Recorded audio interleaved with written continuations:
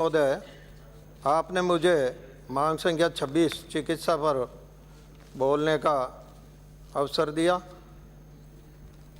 माननीय सभापति जी, सबसे पहले तो मैं माननीय मुख्यमंत्री जी और मंत्री जी को धन्यवाद दूंगा कि उन्होंने 2021-22 में मेडिकल कॉलेज की स्वीकृति दी तथा दिनांक 8 मार्च 2022 को जो शिलान्यास किया और 395 करोड़ में 200 करोड़ केंद्र सरकार तथा 195 करोड़ राजस्थान सरकार ने दिया, उसके लिए बहुत बहुत धन्यवाद।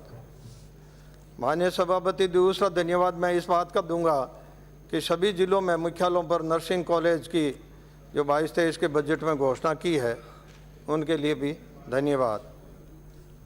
और इसमें जो नर्सिंग की जो ट्रेनिंग जो होनी है, उनकी जो है संख्या नहीं बढ़ी है।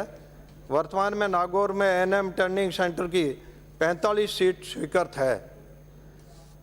ये कम से कम 100 सीट की जाए मंत्री महोदय, क्योंकि वर्तमान में राजस्थान से बाहर अन्य राज्यों से प्रशिक्षण लेकर के जो आते हैं, उसमें राज्य एवं जनता दोनों का भी नुकसान हो रहा है। माननीय सभापति महोदय, 400 करोड़ का प्रोजेक्ट मेडिकल कॉलेज का है। उनकी मॉनिटरिंग हेतु एक समिति ऐसी बनाई जाए जिसमें जनप्रतिनिधियों को भी सम्मिलित किया जाए। यह है कि इसीलिए कह रहा हूं मैं कि जेएलएन अस्पताल में एमसीएच जो है विंग, जो उनमें जेएलएन में जो बनी हुई है एमसीएच, उनका निर्माण 7 वर्ष पूर्व ही हुआ है, लेकिन इतना घटिया हुआ है कि छत गिर रही है, बच्चा और जच्चा कोई सुरक्षित नहीं है, किसी समय छत ऊपर से गिर रही है, दीवारों का जो है प्लास्टर गिर रहा है। उनकी काफ़ी शिकायतें भी हुई और उसमें जांचें भी हुई, परंतु उसका कोई निराकरण सभापति महोदय हुआ नहीं। इस और नागौर से इस भवन के मरम्मत हेतु 1.5 करोड़ का तकनीमा बनाकर एनएचएम जयपुर को भेजा गया, लेकिन विभाग ने ये कह करके वापस लौटा दिया कि हम नए भवनों का निर्माण करते हैं, मरम्मत का काम नहीं करते हैं।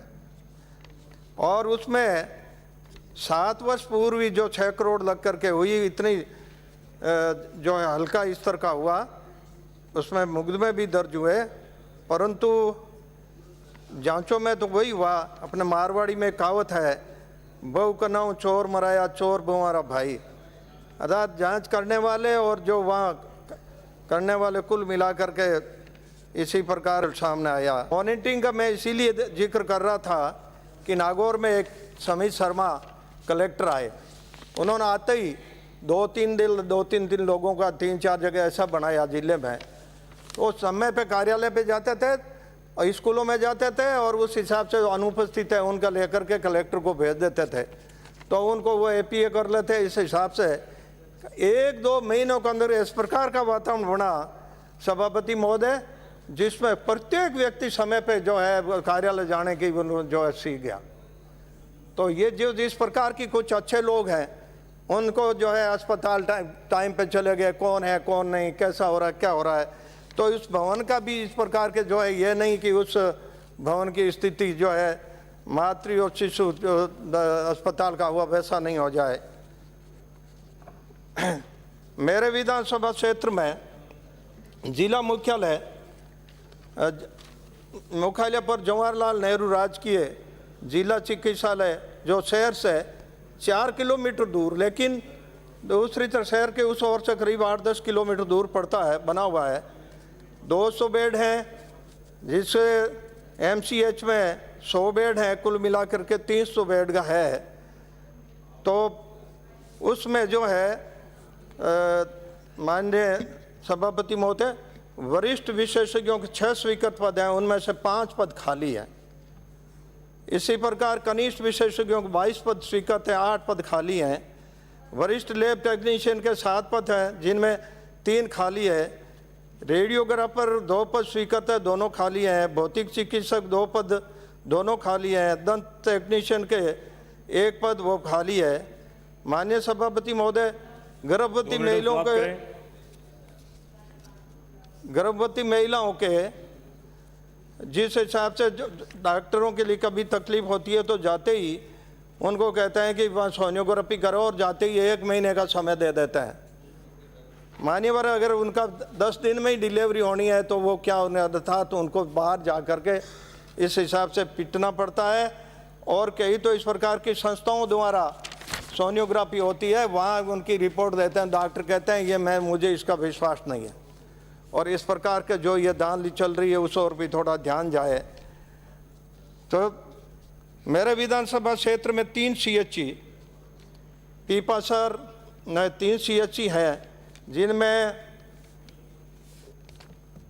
PSC भी पीपासर, रोहिणी, दूंदवाड़ों की डाणी, इंदाना, बागरोद, ये जो है PSC है। और शहर में एक UPSC भी है। जनता क्लिनिक के नाम पे घोषणा हुई थी, सरकार ने 2 की थी, जिसमें एक नागौर में चल रही है, संजय कॉलोनी में दूसरी थी, उसका अभी तक कोई अता पता नहीं है। जो ये जनता क्लिनिक शहर में है, वहाँ केवल 1 डॉक्टर और 1 नर्स बैठते हैं, रात्रि को कोई नहीं। माननीय सभापति महोदय, जो जिले का मुख्य चिकित्सालय था, रामदेव पीती मुख्य चिकित्सालय, बामा साहब द्वारा बनाया, जनता को लाभ मिलने की दृष्टि से उन्होंने अपनी खरी कमाई से जो है खर्च करके बनाया था। लेकिन आज जनता क्लिनिक के नाम से इतना बड़ा भवन है सभापति महोदय, जिससे विशाल भवन में जहाँ बिल्कुल CHC अगर चालू हो जाए मंत्री महोदय तो वो काम आ सकता है, अन्यथा वो खाली पड़ा भवन जो है जर्जर अवस्था में होने जा रहा है। दूसरा माननीय महोदय, जो दूंदवाड़ों की डाणी PSC काफ़ी पुरानी है, वहाँ आसपास कई गाँवों का जो है आते हैं लोग, वहाँ की जो है OPD जो 100 से 150 है, इसीलिए वहाँ महीने में 60 से 70 डिलीवरी भी होती है। तो यदि उसको भी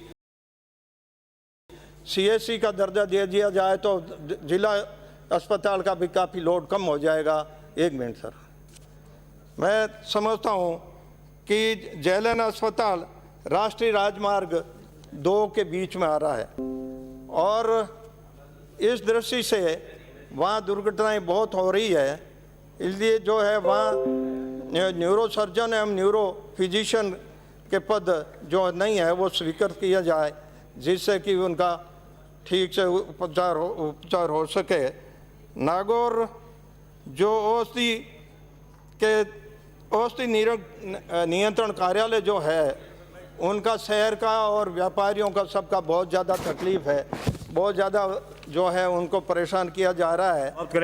इसीलिए लोगों ने धरने भी दिए, अखबार में भी आया है और ये किया है।